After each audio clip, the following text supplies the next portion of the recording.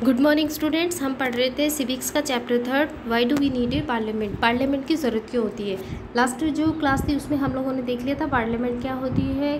तो एक ऑर्गेनाइजेशन होता है, मेंबर्स होते हैं उसके अंदर, और वो जो मेंबर्स होते हैं वो जो पब्लिक है उसके लिए रेस्पॉन्सिबल होते हैं। ठीक है, तो ये हम लोगों ने देखा था। पार्लियामेंट जो होती है वो इलेक्टेड जनता जो है वो वोट करके और अपने पसंद के व्यक्तियों को सेलेक्ट करके सेंड करती है। ठीक है, आज हम देख रहे हैं the role of the parliament. ये जो पार्लियामेंट है इसका क्या रोल है।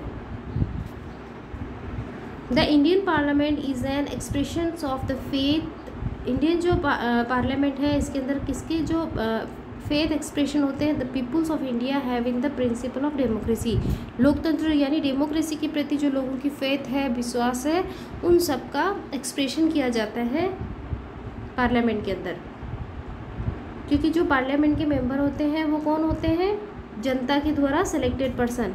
The parliament in our system is immense power. Parliament जो है इसके पास में बहुत बड़ी पावर है। इमेंस का मतलब होता है बहुत ज़्यादा।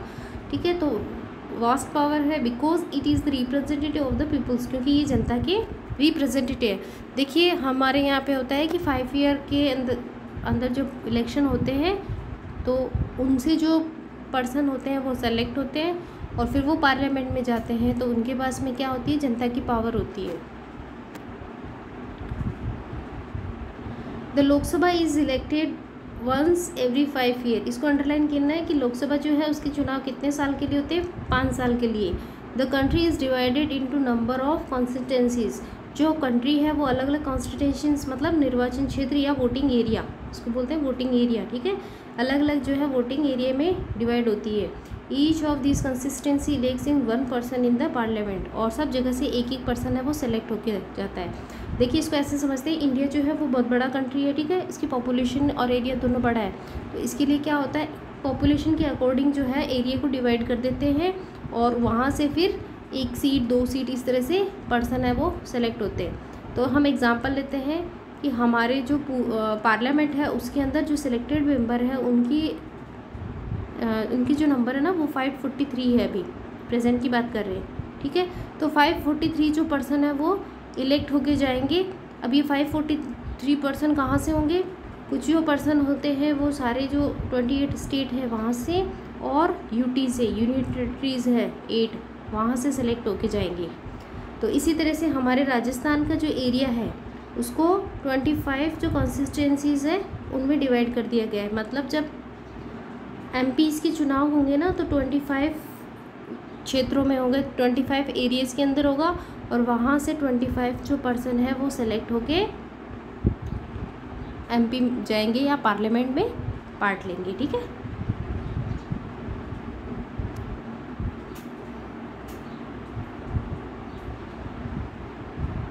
तो लोकसभा की हमारे यहाँ राजस्थान के अंदर जो सीटें हैं वो 25 है। पूरे राजस्थान के एरिया को 25 पार्ट्स में डिवाइड कर दिया गया है और फिर वो 25 पर्सन है वो सेलेक्ट होके पार्लियामेंट या लोकसभा में पार्ट लेंगे। दीज एमपीज़, इनको एमपी बोलते हैं। ठीक है, the ones elected the candidates become member of parliament. ये पार्लियामेंट के मेंबर बन जाते हैं जिनको एमपीज़ बोलते हैं।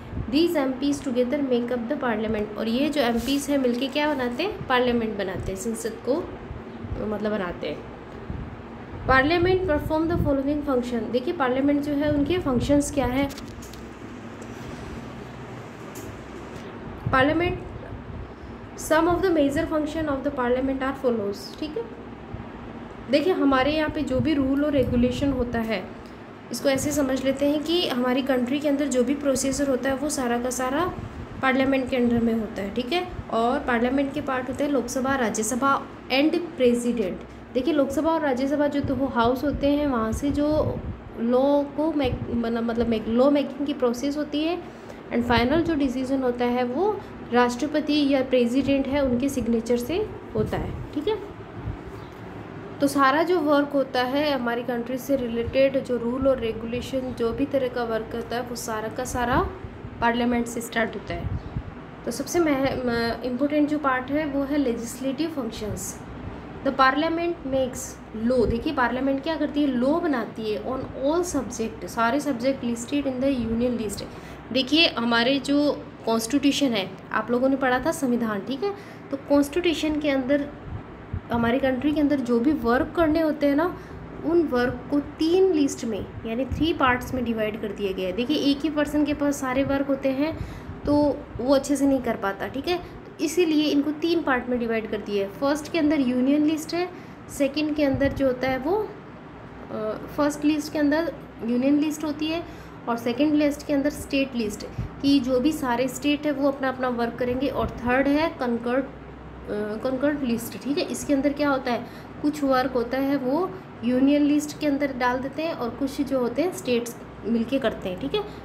तो इस तरह से 3 लिस्ट में, तो यूनियन लिस्ट से यानी कि जो मेन लिस्ट है फर्स्ट वाली यूनियन लिस्ट, उससे रिलेटेड सारे जो लॉ मेकिंग का वर्क है वो पार्लियामेंट के पास होता है। It can also make law on subject listed under the concurrent list, ठीक है। समवर्ती सूची बोलते हैं, अवशिष्ट इसको बोलते हैं, मतलब जो फर्स्ट लिस्ट और सेकंड लिस्ट, यूनियन लिस्ट और स्टेट लिस्ट के अलावा जो भी वर्क होते हैं उन पे जो लॉ मेकिंग का वर्क है वो सेंट्रल गवर्नमेंट करती है, ठीक है। देखिए आप इसको ऐसे समझते हैं, आपको कुछ वर्क दिया गया है, ठीक है। आपके फैमिली के अंदर जो हेड है, जैसे कि मम्मी के कुछ वर्क होते हैं, पापा के कुछ वर्क होते हैं और कुछ वर्क होते हैं जो आपको करने होते हैं, ठीक है। तो मम्मी के वर्क हैं और पापा के वर्क हैं, उसके बाद में जो एक्स्ट्रा वर्क है वो आप जैसे ये कुछ वर्क है वो मम्मी भी कर सकती हैं, कुछ पापा भी कर सकते हैं ना, तो इस तरह से है ये। In case there is any conflict, अगर किसी तरह का कॉन्फ्लिक्ट होता है, overlappings and provisions excising the union and state enactment the union law prevalence. देखिए अब इसमें वर्क कर सकते हैं, लेकिन फिर भी अगर ना यूनियन और स्टेट गवर्नमेंट के बीच में अगर किसी भी तरह का कॉन्फ्लिक्ट होता है तो सेंट्रल गवर्नमेंट यानी यूनियन जो गवर्नमेंट होती है उसका लॉ वैलिड होगा, ठीक है। जो सेंट्रल गवर्नमेंट में जो वर्क किया है, पार्लियामेंट ने जो लॉ बनाया है वो वैलिड होगा, क्योंकि वो बड़ी होती है इसलिए। In cases when the emergency has been declared, देखिए जब इमरजेंसी लग जाती है, इमरजेंसी क्या होती है इसको अभी हम लोग समझेंगे, ठीक है। The union parliament can also make law on subject for fall with in the state list. तो इमरजेंसी जब लग जाती है तो यूनियन जो पार्लियामेंट होती है ना, सेंट्रल गवर्नमेंट, वो स्टेट गवर्नमेंट्स की लिस्ट पे भी वर्क करती है, ठीक है। ऐसे नॉर्मल जो कंडीशन होती है उसमें सेंट्रल अपना काम करती है, स्टेट गवर्नमेंट अपना काम करती है, लेकिन इमरजेंसी का टाइम हो जाता है तो स्टेट गवर्नमेंट की जो लिस्ट होती है उस पर भी वर्क करना सेंट्रल गवर्नमेंट का काम होता है, ठीक है। देखिए इसके अंदर इमरजेंसी इस तरह से होती है, ये प्रेसिडेंट की पावर्स के अंदर आता है और इसका काफ़ी अलग से बड़ा चैप्टर है, ठीक है। इसको ऐसे समझते हैं कि कुछ ऐसी कंडीशन आ जाती है जिसके अंदर सारी की सारी जो पावर होती है वो सेंट्रल गवर्नमेंट के पास चली जाती है, स्टेट गवर्नमेंट जो होती है वो कुछ वर्क नहीं कर पाती, ठीक है। जो पूरी कंट्री होती है उसका जो भी रूल और रेगुलेशन का वर्क होता है वो सेंट्रल गवर्नमेंट के पास होता है, ठीक है। बाकी इसके बारे में डिटेल में नेक्स्ट जो क्लासेस आएगी उनके अंदर आएगा। फिर है फाइनेंशियल कंट्रोल। तो देखिए लॉ मेकिंग और रूल और रेगुलेशन से जो रिलेटेड वर्क है वो सारा का सारा सेंट्रल गवर्नमेंट का होता है या पार्लियामेंट का होता है। Financial control, union parliament has exclusive power to provide way and means through which revenue has to be raised for public service. देखिए किस तरह से ना उनके पास पावर होती है कि किस तरह से जो वो पब्लिक सर्विस के अंदर टैक्सेस है या कौन से टैक्स लगाने हैं, कौन से टैक्स घटाने हैं, रेवेन्यू किस तरह से बढ़ाना है, मतलब हमारे जो देश है उसकी जो इकोनॉमिक कंडीशन अच्छी हो तो उसके लिए किस तरह से हम वर्क करें कि पैसे ज़्यादा आए, है ना, इकोनॉमी अच्छी रहे।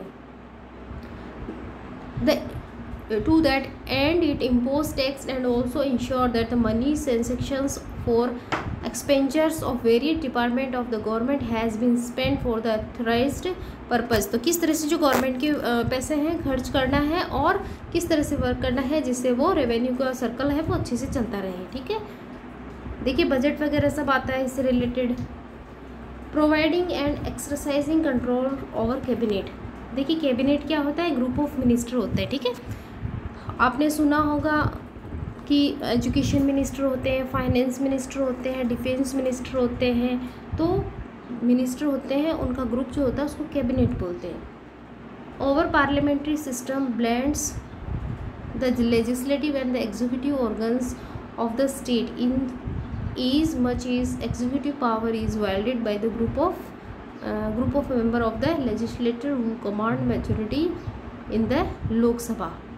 देखिए इसका कैबिनेट के अंदर देखिए क्या होता है कि मिनिस्टर होते हैं, ठीक है, सारे जो मिनिस्टर होते हैं वही वर्क करते हैं, कैबिनेट के हेड होते हैं। तो इस तरह से उनके पास में एग्जीक्यूटिव पावर होती है और लेजिस्लेटिव।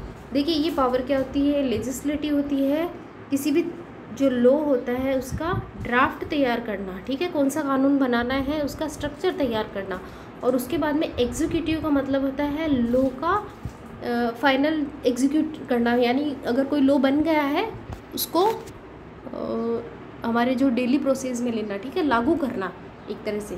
तो ये जो पावर्स होती है ना वो कैबिनेट के कंट्रोल में होती है, क्योंकि जो सारे के सारे जो मेंबर होते हैं वो लोकसभा के होते हैं, और ये जो लोकसभा के अंदर मेजॉरिटी मतलब जिनकी कमांड ज़्यादा होती है, जिनके नंबर ज़्यादा होते हैं या जिनकी पावर ज़्यादा होती है, तो जिस पार्टी की गवर्नमेंट होती है तो उसके जो मेंबर होते हैं वो सारे के सारे मंत्री बनते हैं, ठीक है, और वही मंत्री मिलके वर्क करते हैं। Critical assignment of the work of the cabinet, ठीक है, किस तरह के जो क्रिटिकल असाइनमेंट होते हैं जो कैबिनेट के अंदर वर्क किए जाते हैं।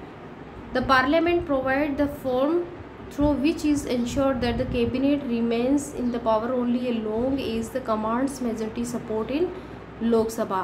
तो देखिए कमांड मेजोरिटी का देखिए जो पार्टी होती है उसको मेजोरिटी मतलब ज़्यादा सीटें मिली हुई होती है ना, उनकी कमांड होती है, ठीक है, और इसकी वजह से ही वो लोकसभा के अंदर जो है वो अपना वर्क अच्छे से कर पाते हैं, और ये किससे होते हैं, इलेक्टेड रिप्रेजेंटेटिव से, ठीक है। देखिए सबसे पहले ये होता है कि इलेक्शन होते हैं, ठीक है, इलेक्शन के बाद में पर्सन होते हैं वो सेलेक्ट होके लोकसभा में जाते हैं, ठीक है, और जिस पार्टी को ज़्यादा वोट मिलते हैं, ठीक है, तो उन्हीं के पार्टी का जो एक पर्सन होता है वो पीएम बनता है, ठीक है, और ये जो पीएम होते हैं अपने पसंद के जो पर्सन्स होते हैं इनको मिला के ये जो कैबिनेट होती है, ठीक है, मिनिस्टर्स का ग्रुप होता है, तो ये जो मिनिस्टर का ग्रुप बनाते हैं, और ये जो मिनिस्टर्स का ग्रुप होता है ना ये मिलके सारे के सारे जो रूल के लॉ मेकिंग का जो वर्क होता है और उसको एग्जीक्यूट करना होता है, तो ये सारा वर्क करवाते हैं, ठीक है। तो इसमें जो इनडायरेक्ट रूप से जो इसका पार्ट होता है वो होता है पब्लिक, ठीक है, representative. It is one of the most important function of the parliament to bring out decision and critical assignment of the perform of the government department, ठीक है। तो गवर्नमेंट के अंदर देखिए अब जैसे मान लेते हैं कोई लॉ बनना है, ठीक है, तो इसके लिए डिसीजन लेना होता है, डिस्कशन करना होता है, ये सारा का सारा पार्लियामेंट के अंदर होता है, ठीक है। तो क्रिटिकल जो असाइनमेंट्स होते हैं उन्हीं को परफॉर्म किया जाता है अच्छे से, और फिर उनको जनता के लिए लॉ का निर्माण किया जाता है, लॉ बनाया जाता है, ठीक है। तो ये काफ़ी लंबी और क्रिटिकल प्रोसेस होती है। रोल ऑफ द अपोजिशन, अभी देखिए हम लोगों ने देखा कि किस तरह से जो एक गवर्नमेंट होती है, जो लीडर एक जो पार्टी होती है वो अगर जीत जाती है, उसको ज़्यादा वोट मिलते हैं, तो फिर उन्हीं के जो मेंबर होते हैं वो पीएम बनते हैं, ठीक है।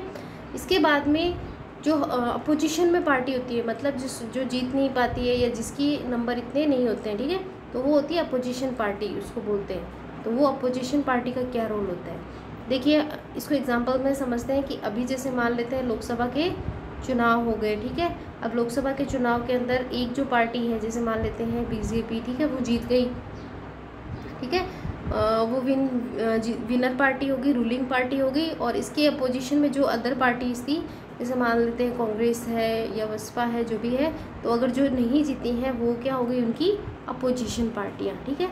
तो ये तो हो गई रूलिंग पार्टी, और इनके सामने जो वाली जो पार्टी होती है उसको अपोजिशन पार्टी बोलते हैं। तो अपोजिशन पार्टी का क्या रोल होता है, देखिए वो अपोजिशन पार्टी के भी मेंबर सेलेक्ट होके गए हैं, ठीक है, तो वो भी एमपीज ही हैं और वो भी पार्लियामेंट में ही बैठते हैं, लेकिन जो रूलिंग पार्टी, जो जीती हुई पार्टी होते हैं ना, उनके कुछ जो लोग होते हैं वो मिनिस्टर, मंत्री बन जाते हैं और गवर्नमेंट को रन करते हैं। The expanse of oppositions also ensure that the nation get to know about the alternative point of view। देखिए अपोजिशन पार्टी जो होती है ना, उसका मेन काम क्या होता है कि जो भी गवर्नमेंट के अंदर वर्क की प्रोसीजर होती है ना, उसको ध्यान में रखना, और किस तरह से जो लोगों के लिए लॉ बनाया जा रहा है, लोगों का ध्यान मतलब जनता की भलाई के लिए काम किए जा रहे हैं कि नीचे आ रहे हैं, तो इन सब को ध्यान में रखना। और जो रूलिंग पार्टी होती है ना, उनसे सवाल पूछना कि आपके एरिया में ये वर्क नहीं हो रहा है, आप किस तरह से गवर्नमेंट को रन कर रहे हो। तो इससे रिलेटेड जो भी पर्सन होते हैं ना, वो पूछे जाते हैं। सरकार से समय समय पर सवाल पूछे जाते हैं, जिससे जनता के हित के लिए, जनता की भलाई के लिए जो गवर्नमेंट है वो अच्छे से काम करती रहे। एन ऑर्गन ऑफ इंफॉर्मेशन, ठीक है। तो पार्लियामेंट जो है वो एक ऑर्गन है इंफॉर्मेशन का, सूचनाओं का। Parliament is the most powerful organ so for information about the functioning of the government is concern, कि जो भी गवर्नमेंट वर्क कर रही है उसकी इंफॉर्मेशन कहाँ से मिलती है? पार्लियामेंट के अंदर। देखिए वो इसलिए मिलती है कि जो भी लॉ बनना होता है, जो भी बात करनी होती है, जो भी बिल रखा जाता है, वो सारा का सारा पार्लियामेंट में रखा जाता है सबसे पहले, ठीक है। और पार्लियामेंट के अंदर उस पर काफ़ी लंबे डिस्कशन होती है कि किस टॉपिक पे बात करना है, और उस किस तरह का मैटर है वो हमारी कंट्री में, हमारी गवर्नमेंट में चल रहा है। तो इसलिए पार्लियामेंट से वो चीज़ें पता चल जाती है। The information provide in the houses of authority and minister are bound to provide information on matter of government when so desired by the members, ठीक है। तो ये जो members होते हैं ना, ये इंफॉर्मेशन, अगर कोई व्यक्ति है वो इंफॉर्मेशन मांगता है RTI के अकॉर्डिंग, ठीक है, राइट टू इन्फॉर्मेशन, तो इनको इंफॉर्मेशन भी अवेलेबल कराई जाती है। कॉन्स्टिट्यूशनल फंक्शन, जो संवैधानिक कार्य, ठीक है, कॉन्स्टिट्यूशन के अकॉर्डिंग कौन कौन से फंक्शन है वो करने होते हैं पार्लियामेंट को। देखिए हमारे कॉन्स्टिट्यूशन है, उसके अंदर बहुत सारी चीज़ें लिखी हुई है, उसी के हिसाब से सारा वर्क किया जाता है। The power of amend the constitution vest this parliament, ठीक है। पावर ऑफ अमेंड, देखिए अमेंडमेंट का मतलब क्या होता है? संशोधन करना, ठीक है। अगर कॉन्स्टिट्यूशन के अंदर किसी भी तरह का चेंजेस करना है, तो अमेंडमेंट करना है, तो ये कहाँ होता है? पार्लियामेंट के अंदर ही। The constitutional amendment have to be passed by each houses by a majority of total membership as well as by 2/3 majority of members present in votings। देखिए ये लाइन बहुत इंपॉर्टेंट है और यहाँ से क्वेश्चन डायरेक्ट आता है, ठीक है। देखिए कॉन्स्टिट्यूशन हमारा बना हुआ है, ठीक है। 1949 के अंदर वो बन गया था, और 1950 के अंदर जो इंडियन कॉन्स्टिट्यूशन है वो रन होने स्टार्ट हो गया था, ठीक है, लागू हो गया था।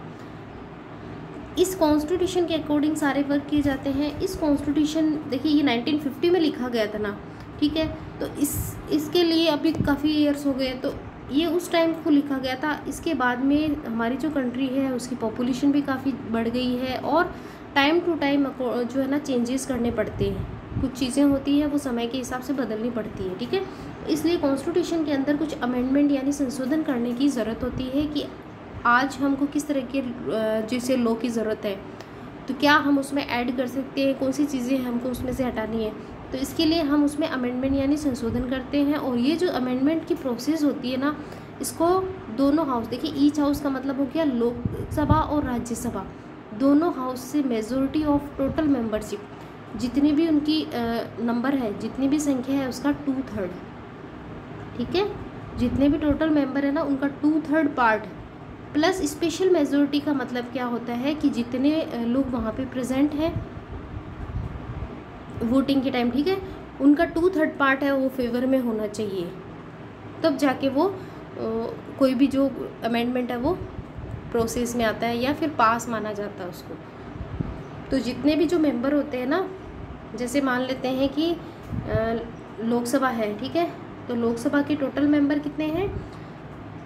545, ये 545 का 2/3%, ठीक है। इतने मेंबर अगर इनकी प्रेजेंस उपस्थिति होती है और इतने लोग वोटिंग इनके फेवर में करते हैं तो ये माना जाता है वैलिड। इसी तरह से राज्यसभा का होता है, दोनों का अलग अलग होता है।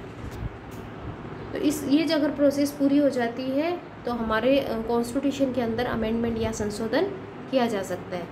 जुडिकल फंक्शंस क्या होते हैं? न्यायिक कार्य, ठीक है, जस्टिस से related. Parliament has the exclusive power to impeach the president. देखिए प्रेसिडेंट को इम्पीच का मतलब होता है हटाना, पोस्ट से हटाना, ठीक है। तो प्रेसिडेंट को पोस्ट से हटाने का वर्क किसके, जो पावर होती है वो पार्लियामेंट के पास होती है।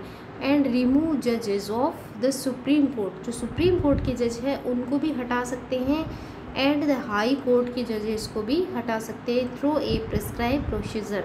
इनके लिए एक प्रोसीजर होती है, एक विशेष प्रक्रिया होती है जिसके द्वारा इनको इनकी पोस्ट से हटा दिया जाता है। देखिए ये बहुत हार्ड प्रोसेस होती है, इसलिए अभी तक ऐसे कोई केसेस नहीं आए हैं कि इनको हटाया गया, ठीक है। एक दो केस थे जिनके अंदर जो सुप्रीम कोर्ट के जो जजेस थे उनके लिए स्टार्ट किया गया था, बट ये हुआ नहीं कंप्लीट, ठीक है। तो अभी तक हमारे इंडिया में किसी भी प्रेसिडेंट को नहीं हटाया गया है इस प्रोसेस से, और ना ही किसी जजेस को, बट ये पार्लियामेंट के पास पावर होती है। उसके बाद में elective functions, elected member of the Rajya Sabha के elected member and Lok Sabha constitutions and electoral college for the election of vice president, ठीक है। तो वाइस प्रेसिडेंट जो होता है ना, उसका इलेक्शन कौन करते हैं, लोकसभा और राज्यसभा के जो मेंबर होते हैं ना, इलेक्टेड मेंबर, इनसे मिलके एक ग्रुप बनता है, ठीक है। इलेक्टोरल कॉलेज बोलते हैं जिसको, मतलब एक ग्रुप बनाते हैं उसको, निर्वाचक मंडल बोलते हैं, ठीक है। जैसे लोकसभा के मेंबर और राज्यसभा के मेंबर, दोनों मेंबर मिलके जितने भी मेंबर हैं सारे के सारे फिर वोटिंग करते हैं, तो ये इनका एक ग्रुप बन गया।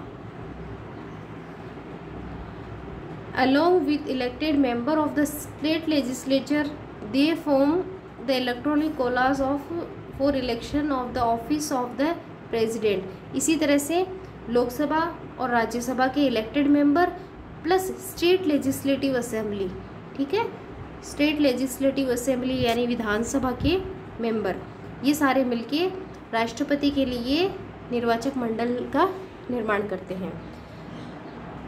मतलब ये सारे मेंबर मिलके राष्ट्रपति को सेलेक्ट करते हैं, इलेक्ट करते हैं, वोटिंग करते हैं। देखिए जब हम जब लोकसभा का इलेक्शन होता है 5 साल के अंदर, तो इसमें हम सारी जनता पार्ट लेती है, ठीक है। जो 18+ का है वो सारे लोग पार्ट लेते हैं और वोट करके मेंबर्स होते हैं उनको सेलेक्ट करके भेजते हैं। तो इसी तरह से अगर किसी प्रेसिडेंट का इलेक्शन करना है तो लोकसभा के मेंबर प्लस राज्यसभा के, देखिए लोकसभा के इलेक्टेड मेंबर, राज्यसभा के elected member plus state legislative के जो मेंबर हैं इलेक्टेड मेंबर, ये सारे मेंबर मिलके वोट करते हैं, ठीक है। हम लोग प्रेसिडेंट के अंदर ना डायरेक्ट पार्ट नहीं लेते हैं। The parliament can also by legislation create new state, किसी भी नए स्टेट के अंदर लेजिस्लेशन करना है and making change in the accessing boundaries of the state. देखिए किसी स्टेट को बनाना है, किसी स्टेट की बाउंड्रीज के अंदर चेंजेस करना है, तो इन सब का डिसीजन भी पार्लियामेंट के पास होता है। तो पार्लियामेंट जो होती है वो बहुत इंपॉर्टेंट होती है, बहुत पावरफुल होती है।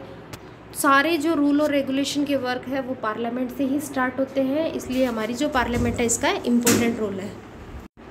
तो ये जो हमारी पार्लियामेंट है वो सारे वर्क करती है, सारी जो सिस्टम है, सारी जो कंट्री है वो इसी पे डिपेंड है, बहुत इंपॉर्टेंट रोल है, ठीक है। तो आई होप आपको ये चैप्टर समझ में आ गया होगा। नेक्स्ट हम नेक्स्ट क्लास में देखेंगे।